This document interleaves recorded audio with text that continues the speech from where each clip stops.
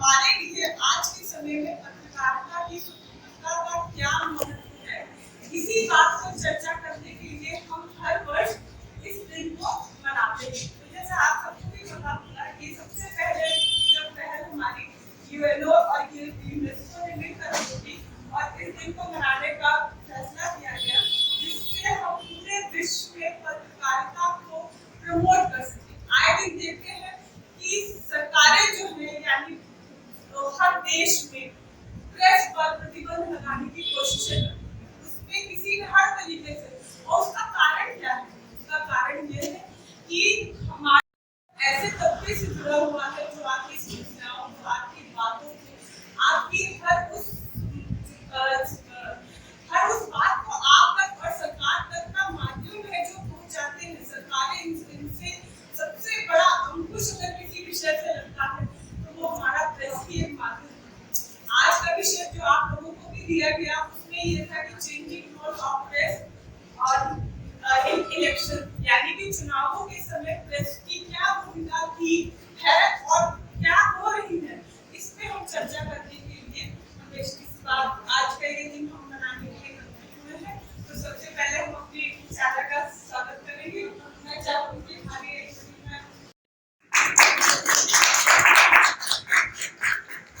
और ये कार्यक्रम संभव नहीं होता अगर हमारी इंचार्ज हमारी पर्सनल है, इसमें पहल न करती उनके बगैर तो कोई कार्यक्रम पूरा होगा संभव ही नहीं है। तो मैं लक्ष्मी मैम से कहूंगी कि मैम का भी स्वागत करें।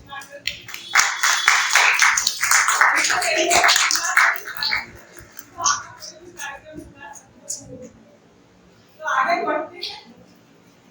सभी बच्चों ने उसमें बहुत अच्छे विचार रखे और मैं चाहती हूँ कि आप सब जो चाहते हैं बच्चे आकर के अपने विचार इस मंच से जरूर रखें कि आप प्रेस की फ्रीडम को लेकर के क्या सोचते हैं, आपके खुद के विचार क्या है और आप प्रेस को कहाँ देखते हैं भारत के संदर्भ, विश्व के संदर्भ से छोड़ दीजिए। बहुत मानक है, आप एक मानक, लेकिन हमारा मानक क्या होना चाहिए कि भारत में प्रेस की क्या भूमिका रहती है।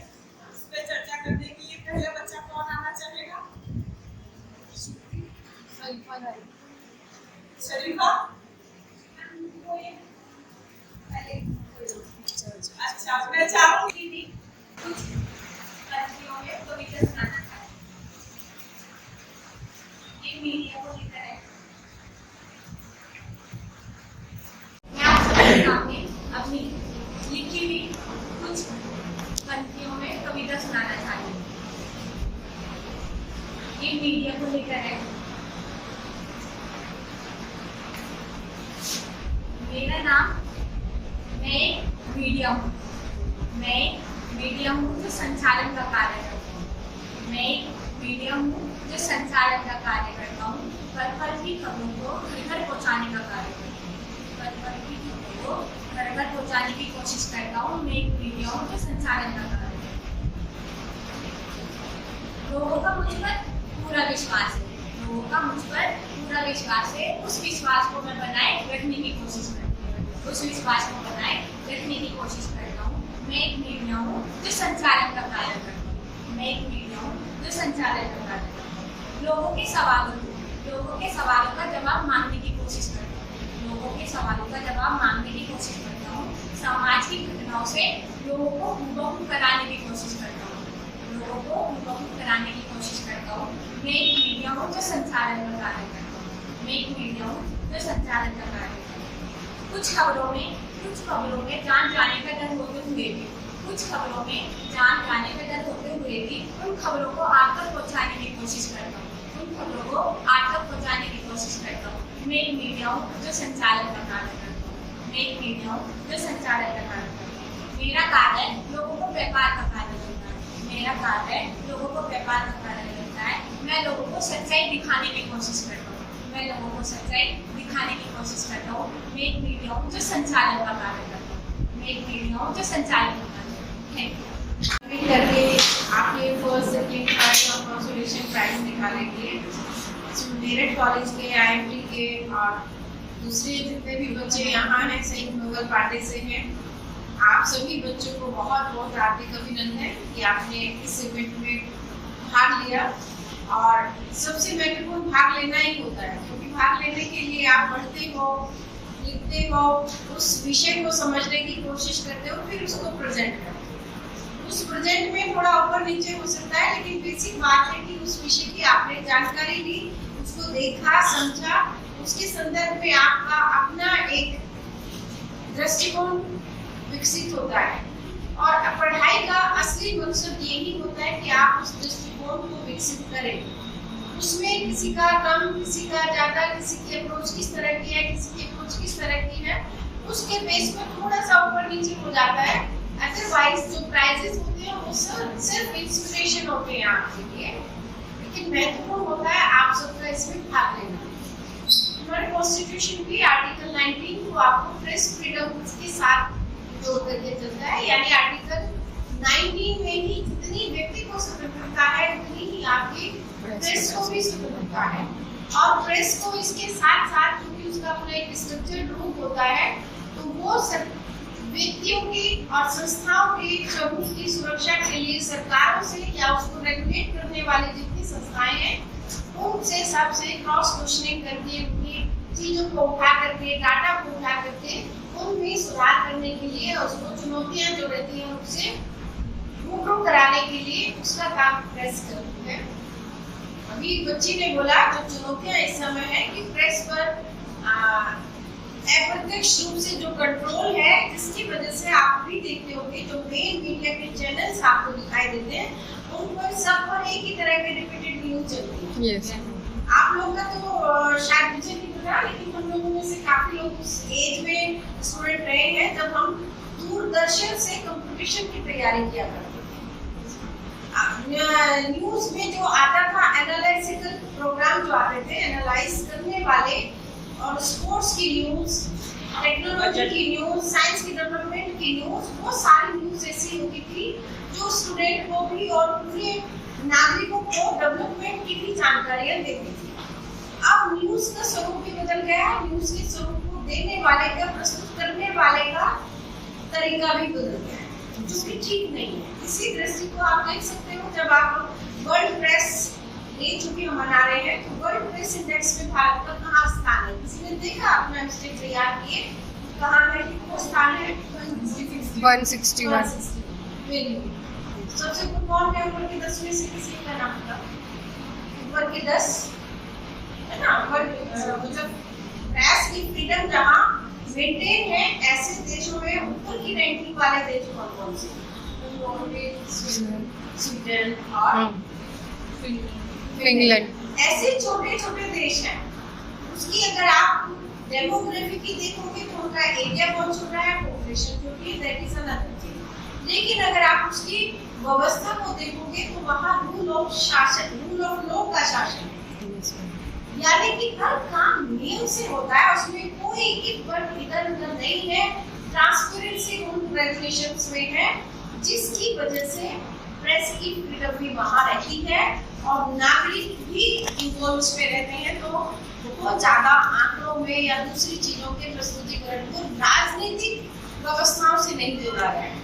गवर्नेंस मीन्स गवर्नेंस, उसको राजनीतिक नहीं जोड़ा गया कि आज मैं सत्ता में हूँ तो मैं प्रेस का इस्तेमाल इस तरह से करूँ, क्योंकि प्रेस का मालिक एक इंडस्ट्रियलिस्ट है, उसके मेरे साथ कॉन्ट्रैक्ट है, तो मैं उसका इस्तेमाल इस तरह से करूँ कि जैसे वो मेरी प्रचार एजेंसी हो।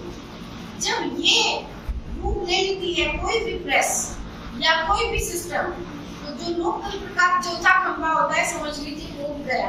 yes, और अगर वो गया तो लोकतंत्र का स्वरूप धीरे धीरे बिगड़ने लगता है। उसमें चीजें आपके सामने वैसी नहीं आती जैसी वो स्ट्रक्चर्ड होके आती है, मैनिपुलेट होकर के आती है।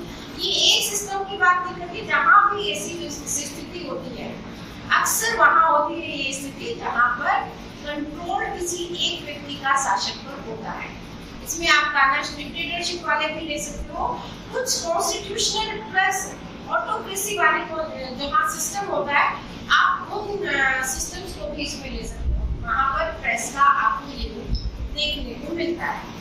तो लोकतंत्र की डिमांड ये है कि आज के समय में हर व्यक्ति का अपना एक अस्तित्व है, उसको कॉन्स्टिट्यूशन ने माना है और ओवर द वर्ल्ड निर्णय निर्माण प्रक्रिया में, संस्थाओं के निर्माण में जो आपकी नीतियों का, पॉलिसीज का निर्माण करती है, उनको बनाने में आपका सीधा सीधा योगदान है कि आप वोट दे करके उस संस्था के सदस्यों को चुनते हो जो आपके लिए हर पॉलिसी बनाने वाली है, आपके लिए एजुकेशन पॉलिसी बनाने वाली है।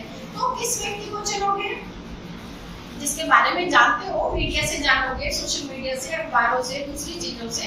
तो प्रेस चूंकि आपको ऑब्जेक्टिव नॉलेज नहीं दे रही है, तो आपको एक तो मुद्दा समझ नहीं आ रहा, एजुकेशन समझ नहीं आ रही, उसमें क्या चीजें हैं, क्या इम्प्रूवमेंट होना चाहिए, ये आपकी सोच डेवलप नहीं हो रही। और अगर इसके उल्टा सोचो, अगर प्रेस आपको ऑब्जेक्टिव चीजें देती रहे तो आपका दृष्टिकोण डेवलप करने में वो हेल्प करती है, आपको मोबिलाइज नहीं करती, बल्कि आपका दृष्टिकोण, अप्रोच को डेवलप करने में वो हेल्प करती है। तो जो प्रेस है उसका पॉलिटिकल कॉन्शियस लेवल को उठाने में बड़ा योगदान है, लेकिन वो योगदान ऑब्जेक्टिवली रहे तभी उसका पॉजिटिव होता है, अदरवाइज उसकी डायरेक्शन दाएं बाएं हो जाती है। वो बैलेंस्ड अप्रोच कैसे डेवलप हो, उसमें प्रेस का बहुत बड़ा रोल है। इसके लिए प्रेस की स्वतंत्रता को मेंटेन होना, प्लस प्रेस में जो लोग काम कर रहे हैं वो ऑब्जेक्टिव तरीके से काम करें, ये बहुत जरूरी है। वर्तमान में हमारे पास अल्टरनेट आ गया सोशल मीडिया पर भी आप देखोगे कि बहुत सारे ऐसे न्यूज चैनल हैं, नेशनली और इंटरनेशनली।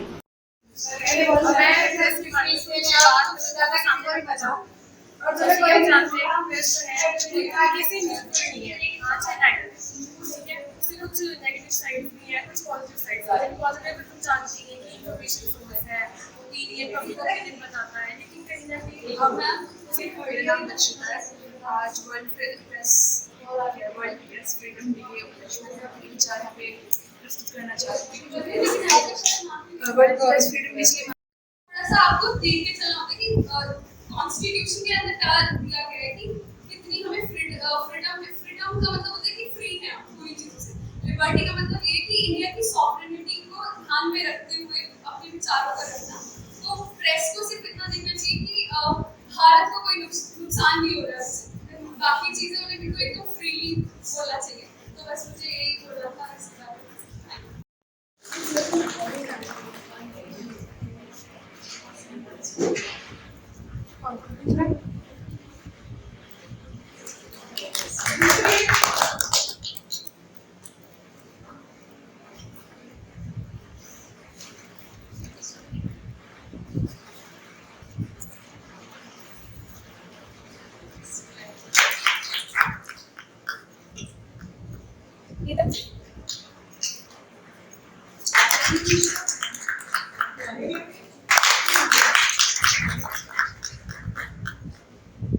आप सभी बच्चों के विचार थे।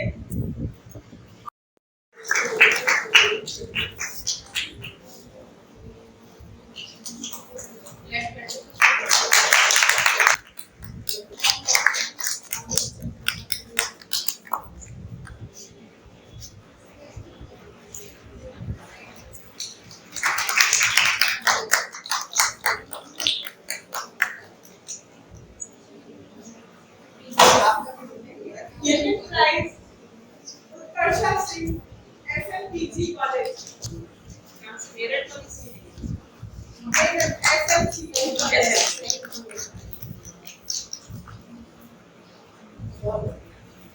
थर्ड प्राइज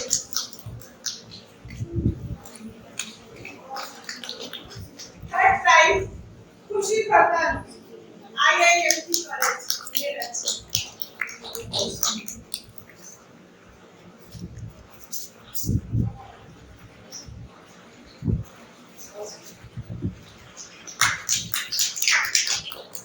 कंसोलेशन करनी थे अंतिम मलिक और वैष्णवी त्यागी।